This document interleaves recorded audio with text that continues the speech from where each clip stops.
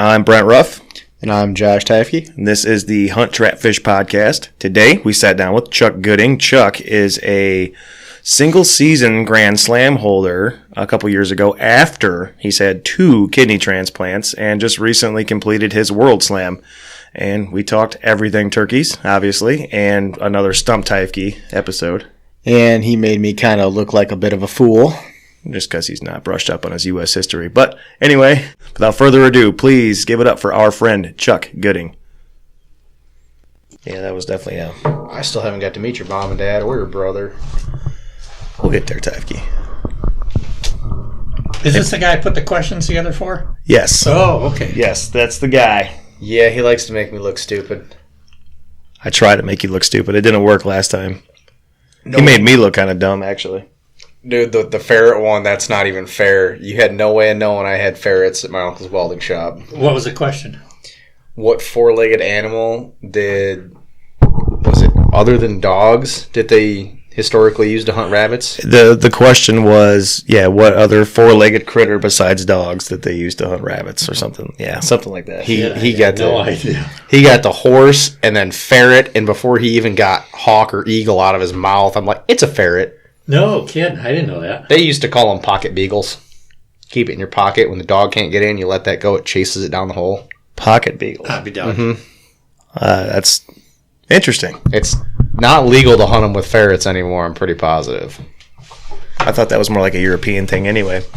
Chuck, if you want to go ahead and you can pull, twist, whatever you want to do to that microphone to get it about, good 6-7 inches from your face. Yep, that's probably about good there. You want to give me a quick 10 count real quick? 1, 2, 3, 4, 5, 6, 7, That's 8, 9, 10. Perfect. Cool. So, Mr. Chuck Gooding. So those of you who don't know who Chuck is you've had 1 or 2 kidney transplants. I've had 2 kidney transplants. It's amazing. And he, shortly after that, right, went out and you got your single season Grand Slam. Yep. So, for turkeys, there is... Well, you want to lay out the slams for everybody because I feel like I kind of screw this up every time. Well, there's a Grand Slam, which is an Eastern, a Rio Grande. Now you threw me off. An Eastern, a Rio Grande, a Merriam's, and an Osceola out of Florida. Yep, there you go. And then there's a Royal Slam, which is those 4... plus a Gould's turkey, which is generally you take it out of Mexico. They've got them in Arizona, but Arizona's got a draw. And I've been in the draw for 6 years now and haven't gotten drawn. And so when you get the Goulds, then you've got a Royal Slam. And then to get a World Slam, you get the Eastern, the Osceola, the Merriam's, the Rio Grande, the Goulds, and you go to Mexico, and Mexico's the only place you can get this. You go down and get an ocellated turkey. And that's a World Slam, and that's all the turkeys are in the world, 6 species. So what is a super slam? Because I always throw that in there, and that's when everybody's... Okay, well, there are a couple other slams that are relatively new. There's a super slam that is 1 turkey out of each state in the United States except for Alaska. And that's a super slam. And then there's a Canadian slam that you go to Canada and you get a Merriam's, and I believe it's an Eastern. And then there's also a Mexican slam, which you go to Mexico and you get an ocellated, a Gould's, and a Rio Grande. And that's a Mexican slam. Wow. Okay. Yeah, those last couple are relatively new. I think when people got to where they were getting World Slams, then it was, okay, what are we going to do next? And that's where they got the 2 from the country and the all the states in America. You can pull that microphone out a little bit. That way you could face us a little better. You want to help him, Tafke? Just yank it. You know what I mean? Yeah. Oh, how far out do you want? That's fine. Yeah, just get it wherever you're comfortable. Angle it down a little bit so it picks it up. Yeah, perfect. Cool. Yeah, so I had no idea there was that many slams. Mm-hmm. Sounds kind of like people got a little bored with the traditional. Wanted to keep hunting turkeys, didn't have any goals to go for. That's exactly what happened. And they come out with the Super Slam. Well, I'm 69 years old. I can kiss that one goodbye. That I've got about 8 states just through the course of it. But, I'm not going to live long enough for the rest of it. But I'd think seriously about going for a Mexican slam because I only need a Rio Grande down there. And I think about the Canadian one. The only problem is Canada's so cold in the spring that it doesn't appeal to me. But, you know, and I may be done. I've got my World Slam now. And I really, when I first started turkey hunting, I never set out to do that. I mean, I just started turkey, and the first bird I shot, or the first eastern I shot, we didn't weigh it, we didn't measure the bird, we didn't measure the spurs, we didn't do anything. We took it home, cleaned it, and ate it. And I took the tail up to have it mounted. That was it. You got into turkey hunting kind of late, too. I did, yeah. First time I went was 2000, right around there. I went to Missouri with my, wasn't my son-in-law then. It was kind of a, well, let's get to know this kid who was chasing my daughter. And had a great time. He got a bird the first morning. I didn't get one at all. Missed one at about 10 yards, but didn't get one. And then we came home, and I didn't turkey hunt then again until 2013. And then we went and went out to Nebraska. We took another trip out to Nebraska. I got 2 Merriams, came home, and he called in a nice eastern for me from about 500 yards. And that's when it really took off for me. By the next year, I was calling to my own birds. And yeah, you're big time into the calls, right? You got a pretty good collection of box calls.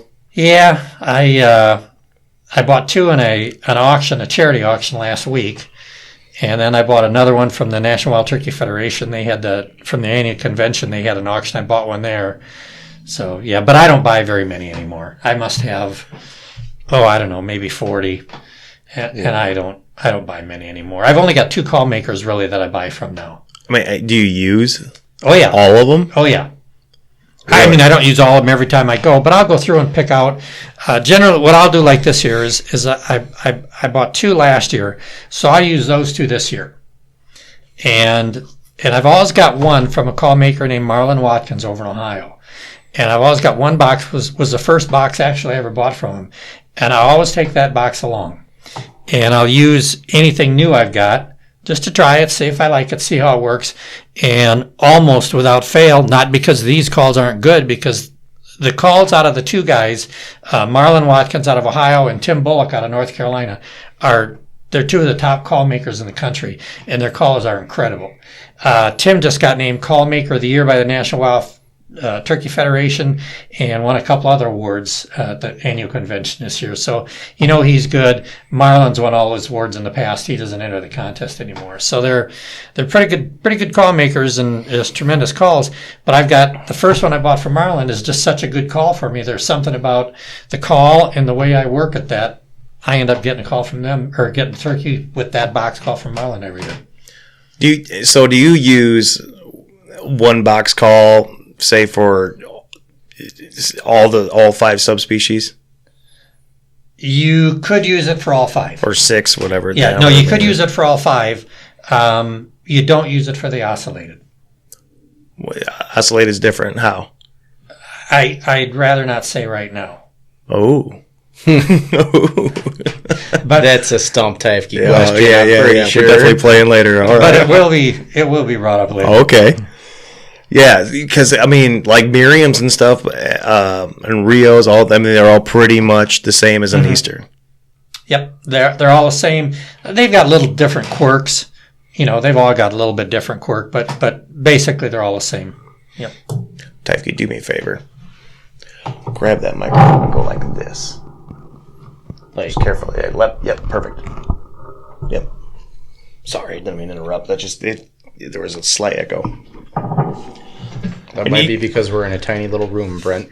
No, it was just when they turned into the head. So you said when you shot your single season Grand Slam, it wasn't just those 4 turkeys though. You shot quite a few Easterns that season too, right? Because you were just like taking trip after trip, and it was fun to follow you on social media that year. I did. I got my single season Grand Slam, and then I got a bird in Michigan and a bird in Indiana. One of those 2, well, actually those 2 were extra, and that was the year I went out to New York. Okay. And went out to Upper New York State and hunted the Great Lakes area with a guy out there and got a bird out there. So that year I must have got 4, 5, 6 birds. Eating good. Wow, it's a lot of birds for me. I mean, there's guys that they get 6 birds and they're just getting started. They'll hit 10, 15 states. I'm not that there's- hard in order to do it. There's some states where you can just pick up multiple birds. And there are that too. Yeah, there's a couple. I want to say Tennessee, but I may be wrong. One of the southern states, I think you can get like 6 birds. That's just crazy. You can buy multiple tags in Michigan in the fall still, right? Yeah. Yep. Do you know anything about the Michigan tag situation this year? Because I've heard rumors that everybody's worried about them selling out quickly as soon as the leftovers go out. I'm not. They open on the 24th. I'm trying not to because I don't remember that ever being a problem, but... So there's different units, and you can get one that's private land only that covers like the whole lower, and there's 50,000 of those tags. Right. You're good. Right. And that's what I put in for the draw every year, just because I'm me, and I think you start putting in for the draw either 1st of January or 1st of February, and boy, I get up that morning, boom, I put in for the draw, and I always get drawn, and there's always 48,000 tags left over, whatever, but I always feel good about, okay, I've got my tag, I don't have to worry about it, and I don't know why it for some reason it gives me a little bit of a, okay, turkey season's about here, I put in for the draw. I probably wouldn't have to, but I do. They closed the draw early this year. I thought so, yeah. Oh, did they? January 1st to February 1st was the draw. I mean, that was when you had to put in between. That seemed early to me. I don't know. I don't know what it ever was before because I always put in the first day. I guess I never paid attention, but my brother was just like, hope you put in for your turkey draw. I'm like, well, I wasn't going to anyway, but damn, it seems a little. Yeah, I got drawn, and I did see, I got on the site because I was gone last week. When I got home, right away I got on and bought my license, and I did see it said something about leftover tags are available. So I don't know if they open up sales on Not yet. I think it's for the people that put in and didn't draw. Oh, didn't get drawn. Right. I don't know how that works. If you put it in and don't draw, but they have leftover tags, that makes no sense. Like last year, I put in for up at Lake County and I didn't draw.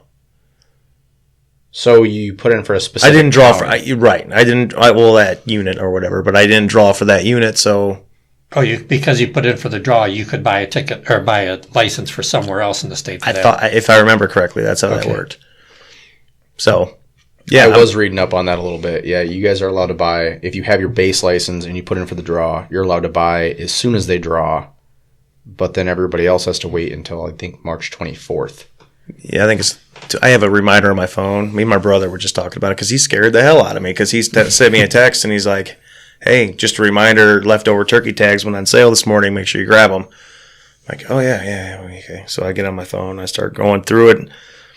And it says unavailable. Like I wasn't able to put it in my cart, which usually means they're sold out. Or they're just not on sale yet. Right. And I was like, what the hell? And I started thinking about it. I'm like, I set a reminder on my phone. Like I would have definitely known about this.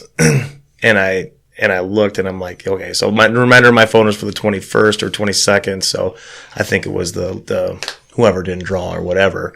But it scared the shit out of me. I have a feeling I was going somewhere else with that, and I got sidetracked. But I mean, you still call them in. You just can't shoot them. You get all the thrill, none of the reward. Ah, man, it is fun. It's turkey hunting has gotten to be like honestly my favorite. It really is. I mean, deer hunting. You should go on a snow goose hunt. I know. Yeah, I've heard they're pretty good. I just got back yesterday. Did you from Canada? No, from Missouri. Okay. I've got a friend guides for him out in New York State for snows and Canadians, and man, he'll send pictures, and it's just the whole sky is black with them. Oh yeah, and we wound up getting into like the worst possible weather. I went down on Thursday, and we had an ice storm. It was -4 when I showed up.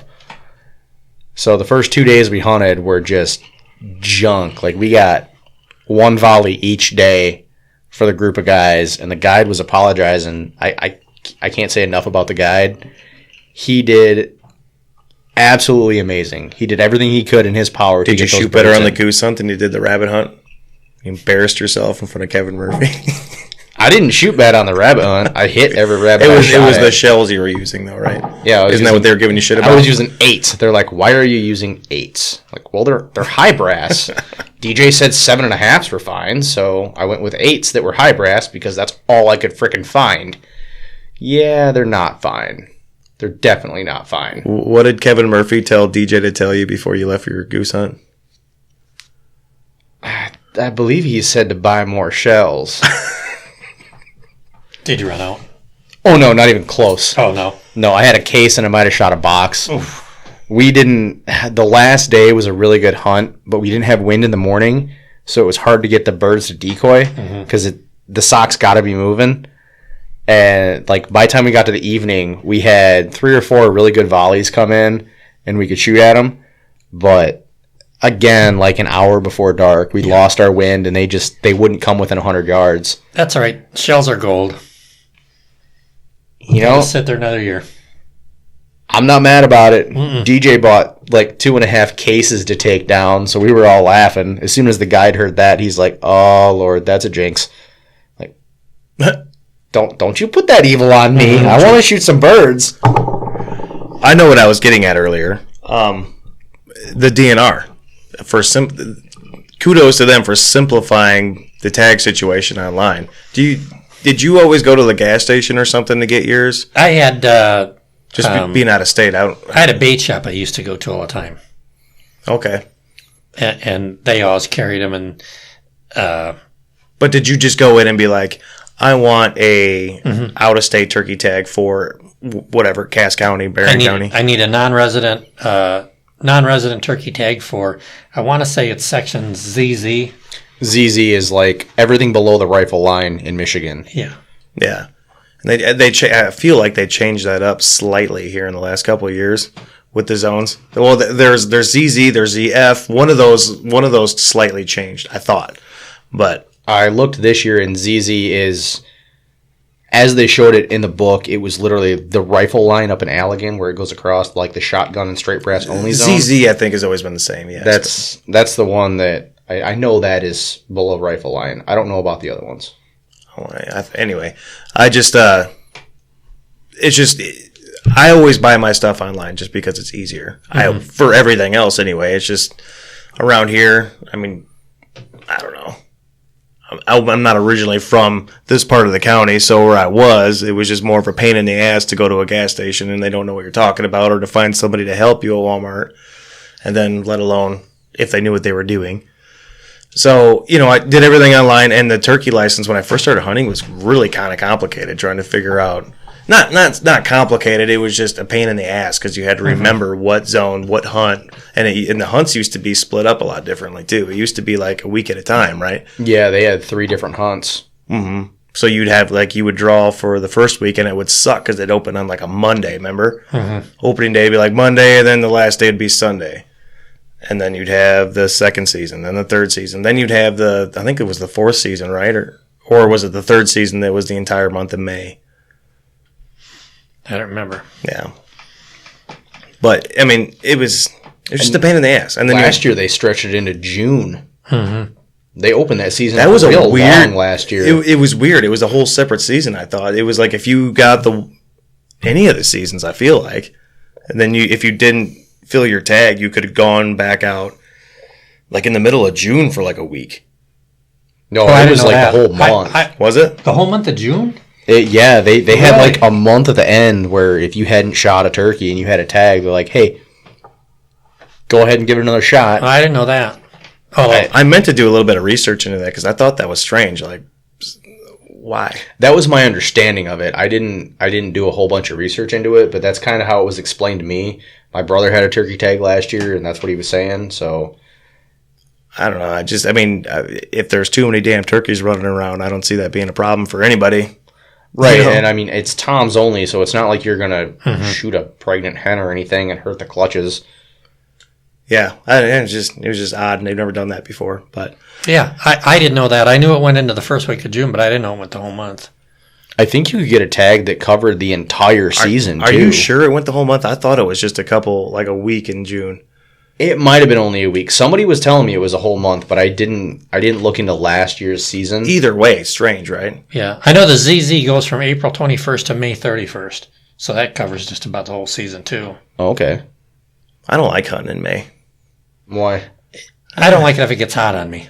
It gets hot, and it just seems like, I don't know, because they're already starting gobbling and chasing. I mean, it's just, I don't know. I feel like by May, they're just kind of winding down. The hens are sitting on the nests. Toms are kind of getting, I don't know, out of the zone, I guess. Spot and stalk. Yeah. Chase them down. Yeah, spot and stalking's a little tougher in May, too, when you can't see shit.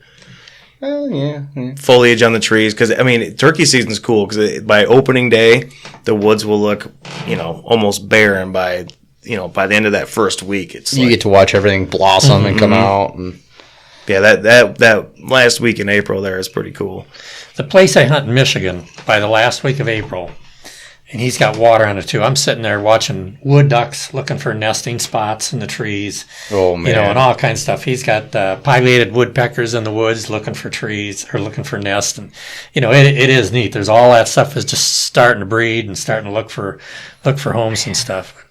That's one of my favorite things about hunting turkeys in general is just watching the progression throughout the day. In the morning, everything's kind of waking up, and then you kind of get that midday, not a lull, but it starts to die down a little bit, and then the afternoon. It's just cool. But that's the other thing about turkey hunting that can be. Thank you, Tafke. He had to fix my mouse for me. Try to be helpful sometimes. The other thing about turkey hunting, deer hunting, you got basically the opposite. If you want to do the minimum, 2 hours in the morning, 2 hours in the afternoon. Crepuscular animals, right? And turkeys, it's all damn day, so it's some long sits, man. But if you're running and gunning, it's not so bad. See, I sit, but I'll sit for a while and then I'll take a little snooze up against a tree and. Well, yeah, and I love that. I guess when I say running and gunning, I should rephrase it because what I really mean is you're not in a blind. Yeah, just leaned up against a tree or whatever, so you can get up, stretch, lay down, whatever you need to do. You're not wrong. There's nothing better than a nap in the woods. You got that midday sun coming up and just hitting you through the leaves on the trees, sleeping up against the base of a tree. That's the best sleep you'll ever get. It's nice. And that turkey walks right by you and you're snoozing. Aside from maybe in a goose blind when the guide wakes you up because you're snoring too loud. You? No. Never.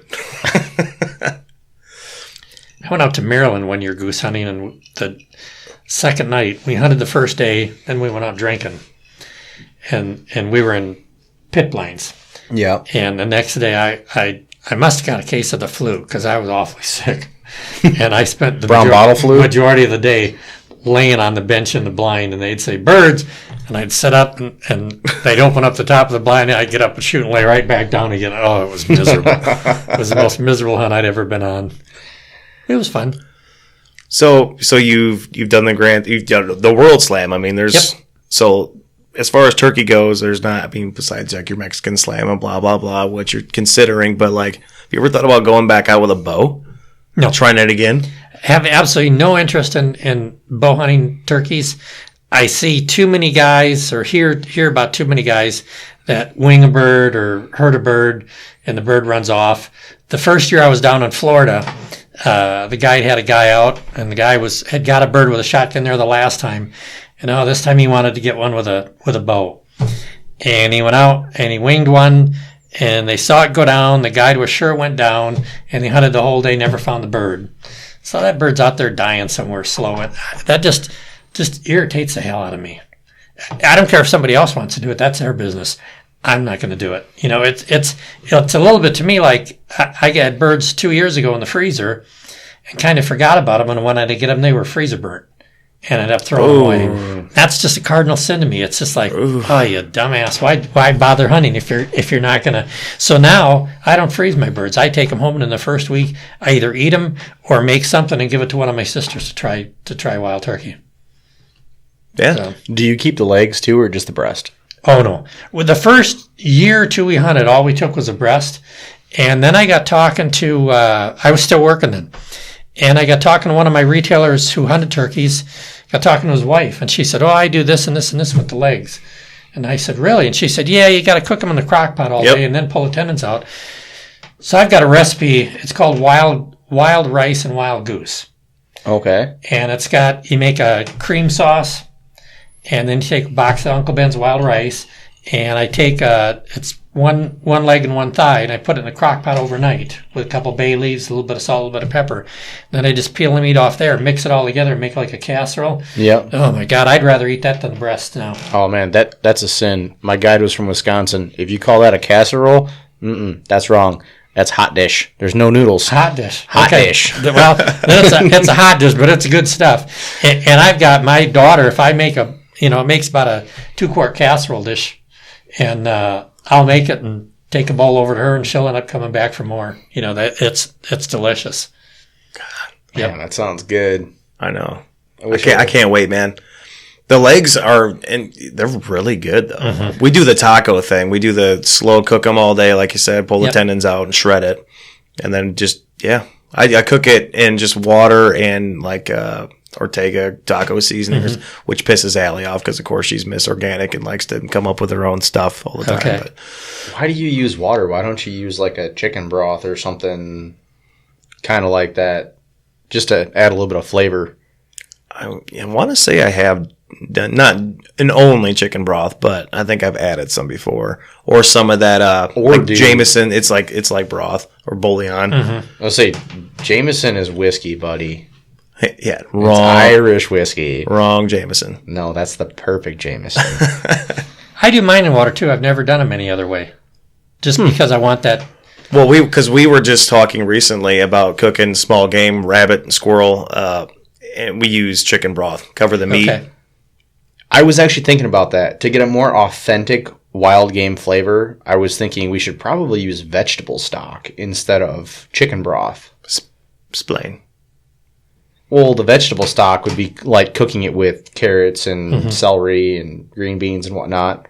So you're saying it wouldn't be masked by chicken flavor. It wouldn't be adding chicken to it. Gotcha. Yep, that might work. That's not a bad idea.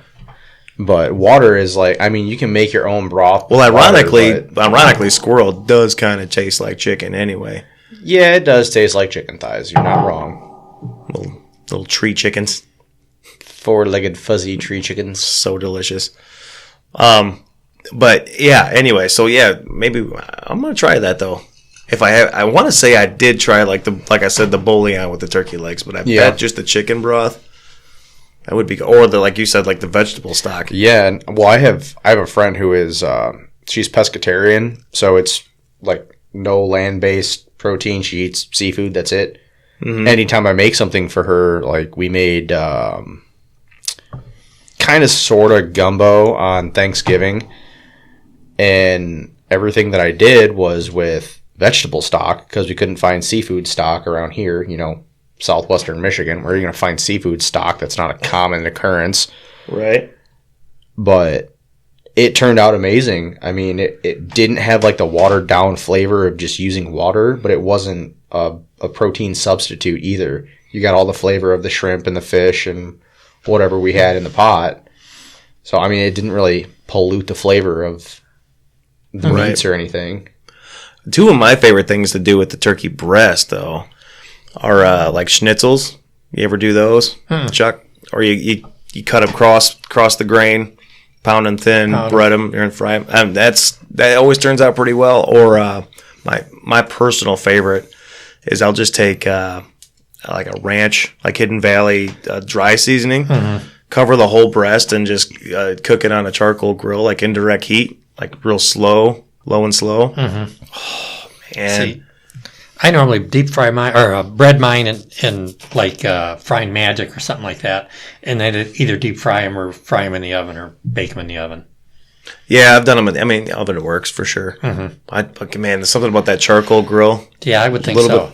Throw a little wood chips in there with it. Yep. And now we got that smoker, so definitely looking forward to it. And the legs, I don't know. I've thought about trying to smoke those, like marinate them. So I will tell you, the 2 wild turkeys that I've had, they've been smoked, and you have to have skin on. Whole bird skin. Whole bird. You have to have skin on, otherwise you dry it out because the smoking process takes so long, and you need to brine it.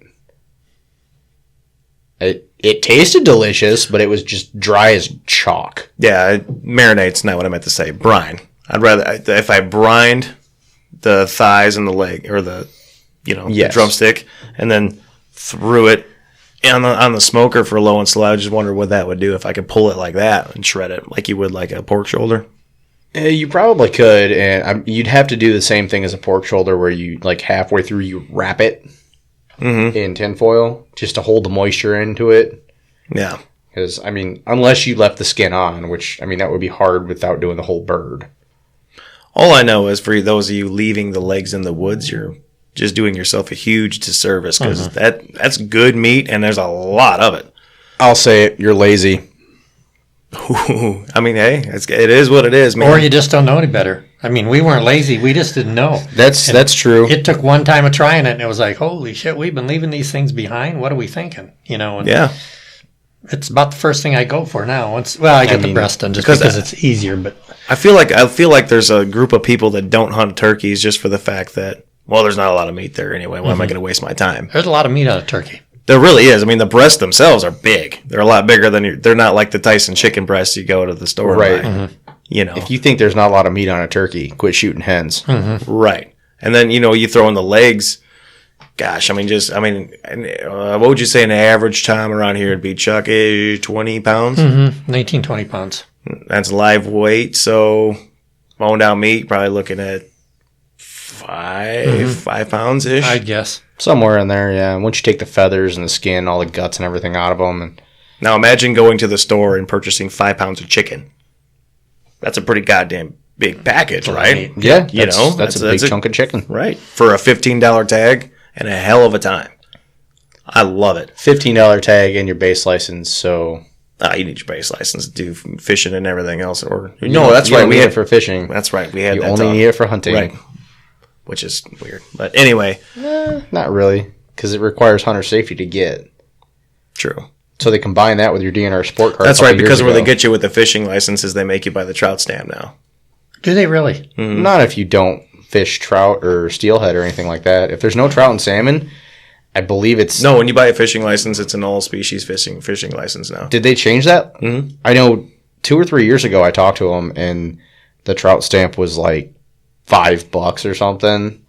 The regular license was, I think, 20, and the trout stamp was like 6. No, and it makes sense for them to do it like that. I think I'm just giving them shit or just making a joke, but I don't think they're trying to screw anybody over. I just think there's probably a lot of people that didn't know any damn better and would catch a trout or catch a steelhead, right, and then take it home and be like, "Well, I have my fishing license. What's the problem?" And I get that. That makes more sense. And a lot of people would go and they'd buy it and, like you said, not know any better. Mm-hmm. They were going on a charter or something and they just said, I need my fishing license. And they got the basic run-of-the-mill, here you go. And they got to the charter captain. Get to the dock, yeah. Yeah, they're like, well, you don't have a trout stamp. You can't go. Right. I could see that happening a lot. So, I'm not mad at it. I paid that every year anyways.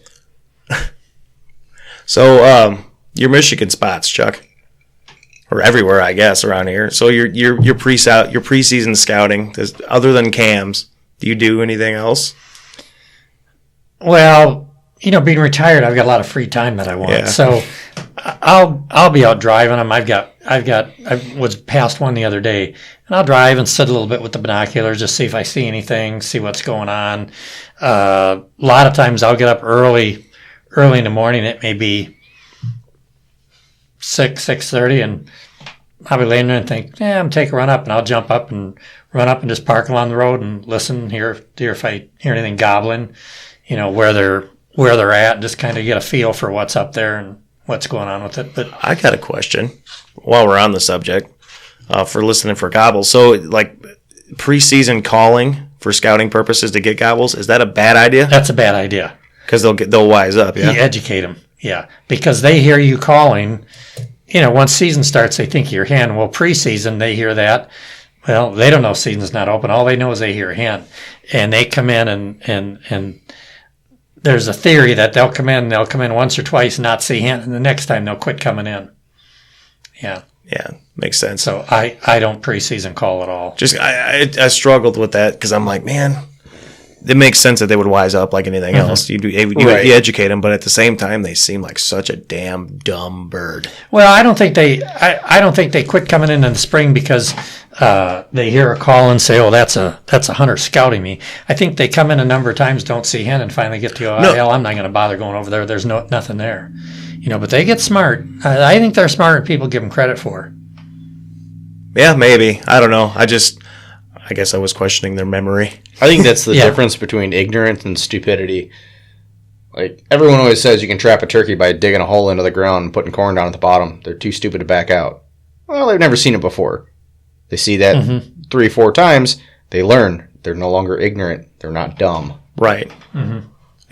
And thinking about it right now, just, the dogs, if there's turkeys right here by the house, if the dog will chase him out, we won't see him again for a while.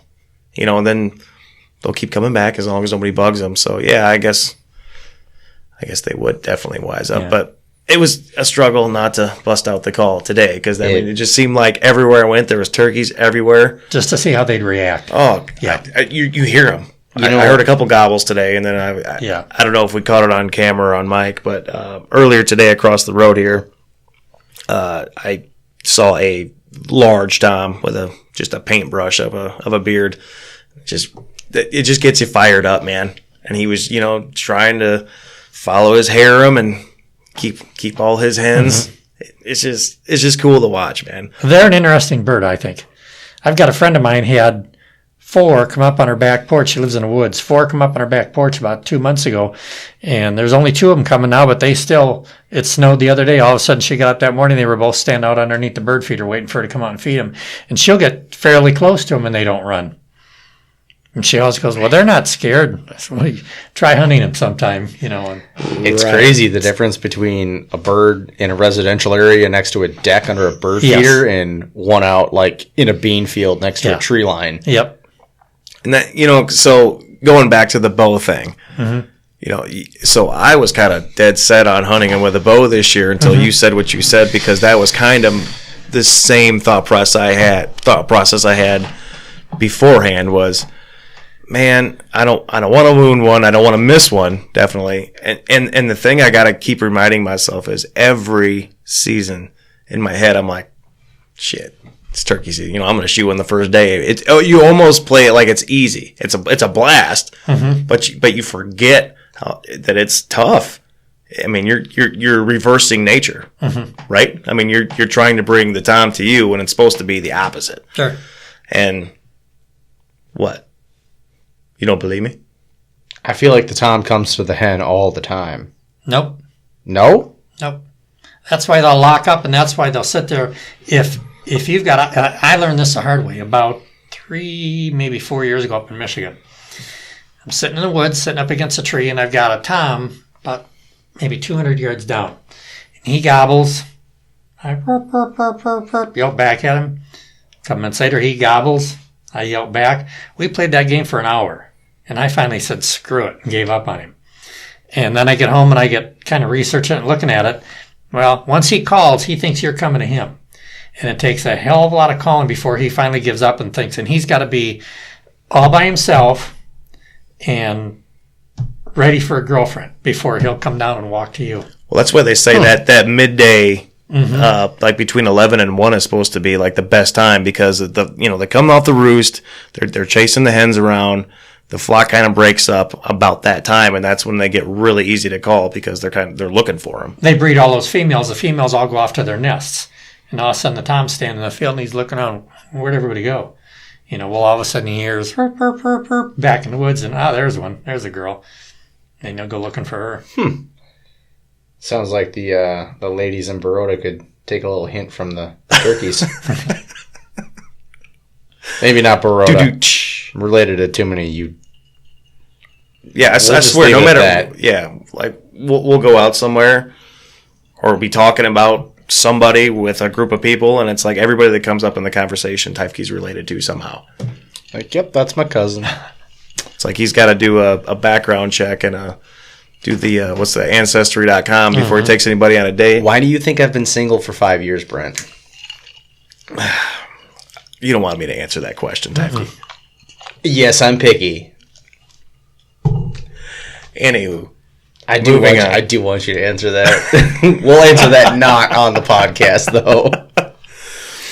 Oh, so anyway, so we are 40 minutes in, and I'm excited as hell, and because I want to ask you about what we talked about earlier, so I feel like we got to get these questions out of the way. Okay. But I feel like it's time for Stump Typke. This time, so this is, I feel like it's, only the second time we played. So the last time I came up with 5 original questions of a specific topic, which last time it was small game. And I asked Typke 5 questions. You got 3 out of 5 last time, so you were dubbed not stumped. You threw in geography, so that was cheating, but whatever. Right, you did make me look like a fool with that ferret question, though.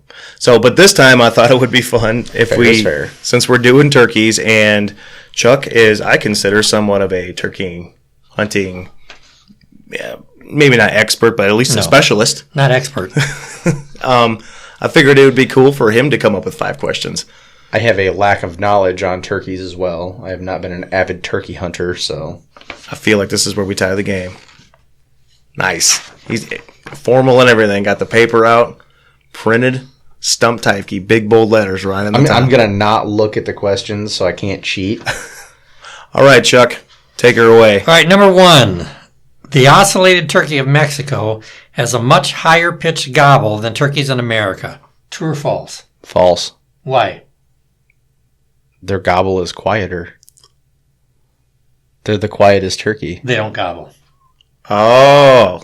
They've got like a bunk, bunk, bunk. Like a purr almost? Is the noise they make. Not like a purr. I'll pull one up on my phone in a little bit. Or almost like a grouse is kind of what I mean. Very similar to a grouse. Okay. I knew they were the quietest, like they didn't have like a strong gobble. Yeah.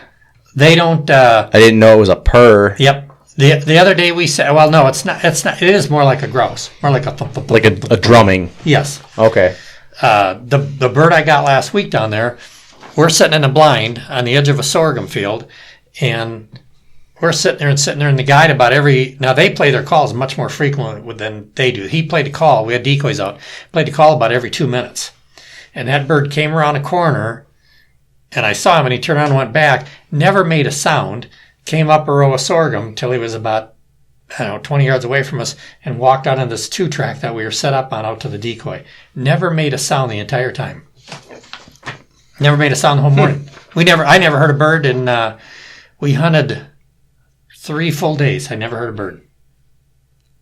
I'd give up. And the only thing the hens do is they do this. So what the hell makes them a turkey then? Because they look more like a damn peacock than a turkey. They don't sound like a turkey. Bullshit. They don't look like a peacock. Well, they look more like a peacock than they do a turkey almost, just based on the color. They used to be. Do you know what we're talking about, Typke? I feel like the pictures I've seen are not accurate. I think you're thinking of ocellated, or you're thinking of Osceola. No, ocellated. They're like green and blue, and they look weird as shit. Okay, I've only ever seen the tail fan. I've never seen that they're like actually green turkeys. Yeah, they're definitely strange. Green, and he's got blue or brown and white on the wings. And that's a cool bird. That grip and grin right there, how it's laid down and fanned out like you would normally hold a turkey. That's the most turkey-ish or turkey-esque picture I've ever seen of one of those. Because when they're on their feet, they look really weird. I'll take your word. Apparently, I haven't seen the appropriate pictures. But that's that. So my question is, what the hell makes them a turkey subspecies? That's what I don't get, because they don't gobble. They don't look like one. At one time, they weren't considered a turkey, and then through they do look like a turkey, though. Oh, it's a turkey. They look like a turkey. They're just a colorful turkey. So what were they? You said they weren't at one point. They were not considered. They were considered a species of their own. Oh, really? They weren't even like a grouse? Or like a peacock or a grouse or anything? No, they were species, into the word I'm looking for. But of their own. They weren't They had no relatives. Interesting. Do you, off the top of your head, by chance, happen to know about when that changed? I don't know. No, I have no idea. That's crazy, though. Okay, back to the quiz. Sorry, I digress. All right, so Typekey, okay. are we giving that one to Typekey, by the way? Does he get a... Yeah, we'll give it to him. It was. He had help on it, but we'll give him that one. He did get it right. All right, Typekey 1, Chuck 0. Okay, the Gould's turkey is primarily found in the jungles of southern Mexico. True or false? He could repeat In the southern Mexico? In Mexico. False. What's the answer? Or why? Repeat the question one more, Chuck, even for the The listeners, Gould's too. turkey is primarily found in the jungles of Mexico. You can shoot it in more than Mexico. You don't have to go to Mexico to shoot a Gould's. Okay. It is true. It is false. But it's primarily a bird of the mountains. They don't live anywhere near the jungles. Okay, I knew you could get them in Mexico, but like And the it's all hills. high You can get them in Arizona too, can't you? Yeah, if you get drawn for a tag, but that's hard to do. Okay. But they're all Arizona. They're hunting them in 10,000 feet and up. Okay. Yeah, I hunted last year down in Mexico. We hunted in the Sierra Madres, and I don't know how high up that is, but it's got to be 9 or 10. Now Damn, that's a hike. Gould's and Merriam look about the same, have about the same habitat, Yep. mountainous. What is the... There's got to be some extremely subtle differences between the two, right? Vocalization. But earlier we were talking, it sounded like the ones in the U.S. are pretty much all the same. I'm not a turkey expert, Brent. I'm telling you. Yeah, they're pretty similar. Yeah, They're just found in different areas. So is it like an imaginary line thing? Like across this line, it's called this. No. This line is called that. No. I can't tell you which one it is, but one of them has a lot more white on the feathers the than the Gould's other. has got more white. I think you're talking about Osceola, right down in Florida, because that's a weird one, right? No. Osceola's got black wings. I thought that was where there was like a weird line in Florida where it was like, here they're Easterns, here they're Osceolas. Osceola they are, or Florida they are, but you can tell the two of them apart. That Eastern's got is a little bit bigger, has got real white barred feathers on the wing. Excuse me. And I've got an Osceola at home. I don't know if I got a picture of him or not. And you can tell his wings are real black compared to the Eastern. Okay. Merriam's are my favorite, I think. They just, that white strip on the outside of that fan. Yeah. Gorgeous. Until you see a Gould's. Until I see the Goulds. I've got a Gould. Should be back from the taxidermist. I think he said the end of March. He said the Goulds have more white. Yeah. That's. I knew one of them had more white on them than the other, but I wasn't sure Gotcha. which. I did do a little bit of looking at subspecies of turkey pictures, so Yeah. I'm trying not to come into this like completely ignorant. Yeah, Typekey asked me today, he's like, so are we doing Stump Typekey again today? I'm like, yeah. What subjects? Okay, that's my Osceola. Turkey. You can tell how dark his wings are, how much black Oh, he's yeah. got on him. That whole bird's yeah, almost yeah. black. Yeah, Very dark. compared to you guys have seen in Eastern. Easterns are like almost all brown. I know, I need to get a fan in here somewhere. Well, yeah, if you wouldn't have gave the fan to your dad for a Christmas For a really present. shitty Christmas present, right? Did That's you? pretty Good for shitty. you. Yeah, it was my Frankenstein turkey mount. So it was. See, and that's my Eastern from last fall, and you can see the white on the feathers on the wings. Yep. You can tell how much difference there is. All right, so we got Typekey 2. Okay. 2 out of number 5 3. so far. The easiest way to tell the age of a turkey is by spur length. True or false? True. That's false. Ooh. Really? People think it is, but it's not.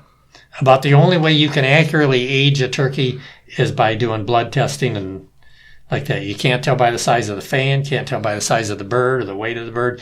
You can assume it's an older bird if it's got a long spur, but keep in mind a lot of species like the Rio Grandes or the Merriams actually are up in rocky habitat. Well, they beat those spurs off. So, I was not arguing.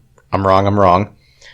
I was thinking. Yeah, you're wrong. I was thinking on the Easterns, the chart I found for the easy aging was 1/2 inch is Jake, half-inch and under is a Jake, and then 1 to 1.5 is a 1.5 to 2.5-year-old bird, and then like up to 2.5-inch spurs was like a 5-year-old bird.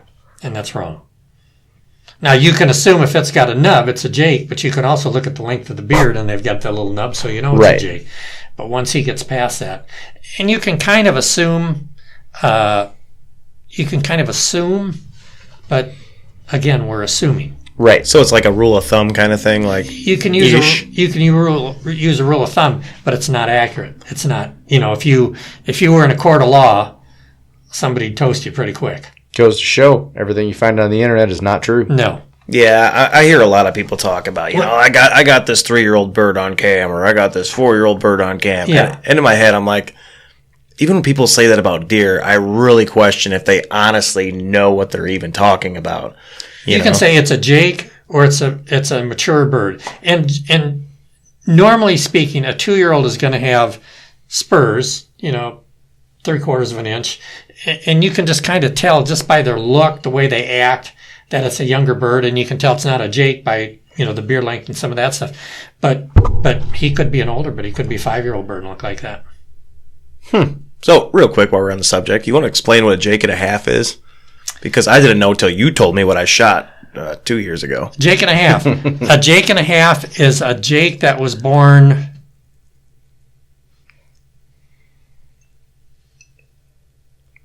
early or late? Early last year. And he hasn't molted yet. So he's still a Jake. He's still got that crazy tail, but he may have a long beard. So, like, in the fall, that's a little bit more common, right? Not necessarily. Because that's when I shot mine. Well, no, I take that back. Yes, that's when I got mine too. I got one up in Michigan, and it was one. And I'm not terribly familiar with them. When I got it, I sent a picture to one of my call makers, to Marlon Watkins, and said, "The hell is this?" And he said, "It's what we call a Jake and a half. It's a Jake from last year that hasn't molted out of his Jake feathers yet." Yeah, because the one I shot, I can't remember the beard length, but it was one of the doubles, and I would assume was going to be an absolute beast the next year. And so I was excited and kind of bummed at the same time. But sure. Fall bird. Shot the good genetics. I mean, does that, here we go. We should finish the questions first. We'll get into genetics. Okay. Number 4. Which of these people was a proponent of making the wild turkey our national bird instead of the bald eagle? A. George Washington. B. Thomas Jefferson. C. Ben Franklin. Well, this is cheating because I thought the bald eagle was our national bird, but I am going to say Thomas Jefferson. No, the bald eagle is our national bird, but this guy wanted to make the turkey our national bird. Oh, okay. Before the bald eagle, and they were sitting there going, "Hey, what are we going to make for our national bird?" This guy said, "Well, I think here's what we ought to have." And who were the 3? George Washington, Thomas Jefferson, and Ben Franklin. George Washington. Okay, he's wrong. Do you know what it is? Ben Franklin. Ben Franklin.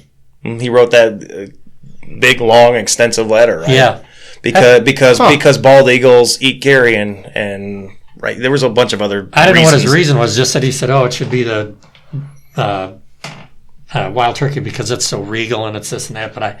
But that's one of those little known things that it's like, oh wow, Ben Franklin. Yeah, very interesting because what stands out to me about that. So why don't we have a turkey on the $100 bill? Right, that'd have been awesome. But what stood out to me wasn't so much why the turkey should be on there, but why he said the bald eagle shouldn't be. And like a lot of it was just because it's, it can get ran off by sparrows. It could, it eats carrion. It's a scavenger, blah, blah, blah. And I'm like, yeah, that's all kind of true. That sucks. Mm-hmm. So Taiki, that is, man, we're all tied up. This is it right here. We're at full count. These were pretty much true or false, too. I'm feeling bad. Hey, you're faring pretty well. I really thought you were going to get that last one, though.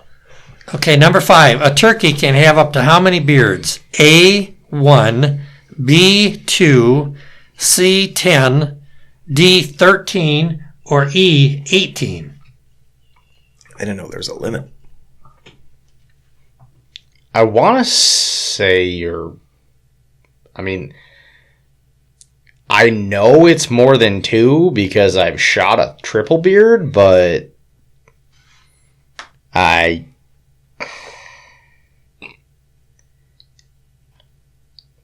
you said 10 was one of the options? Yeah. I'm going to take 10 as a stab in the dark. Okay. Very good. You're wrong. It's 13, according to the National Wild Turkey Federation records. 13, all right. Taifke.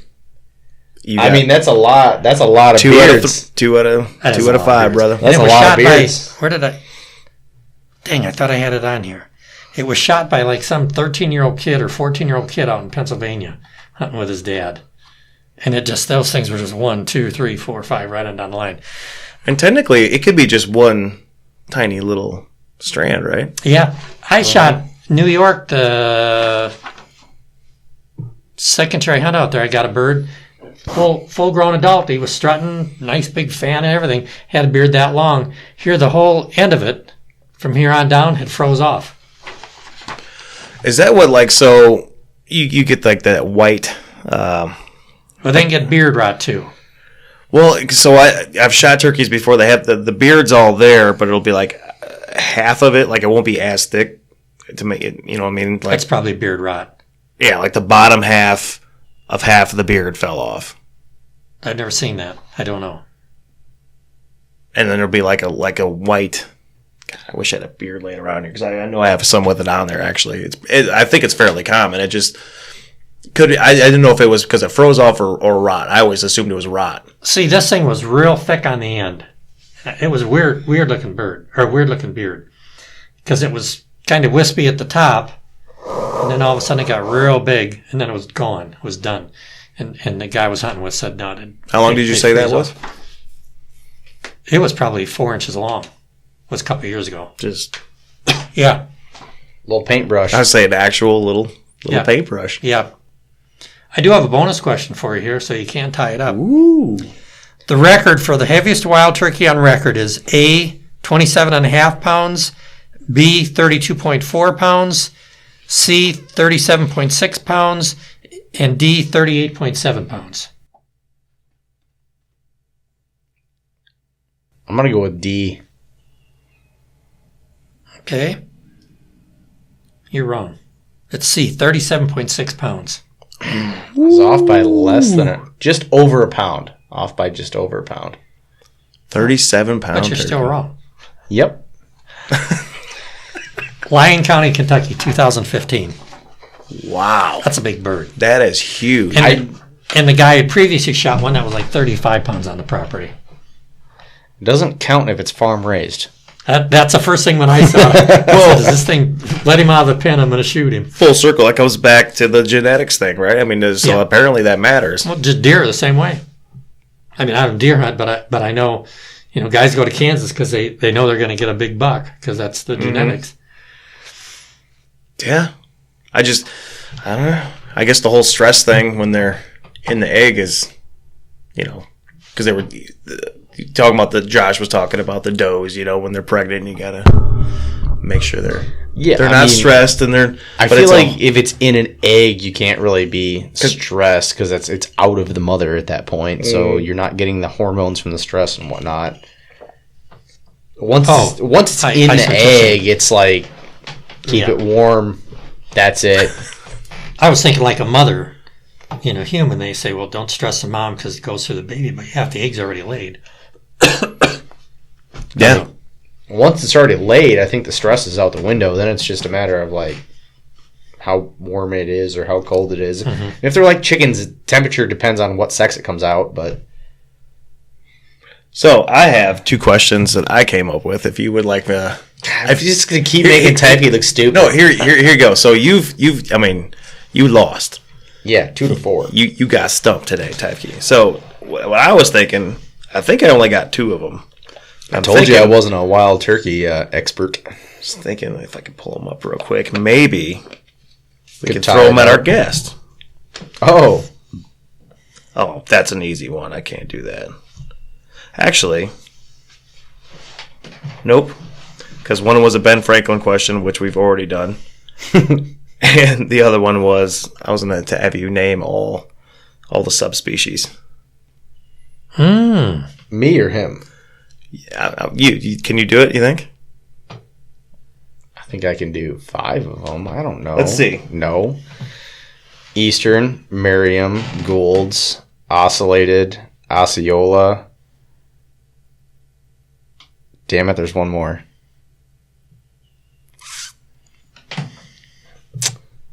I already said Goulds, didn't I?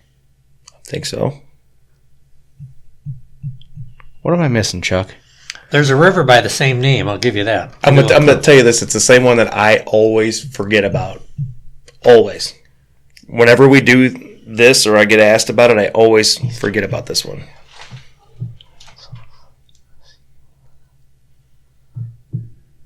Rio Grande. Very good. Nice.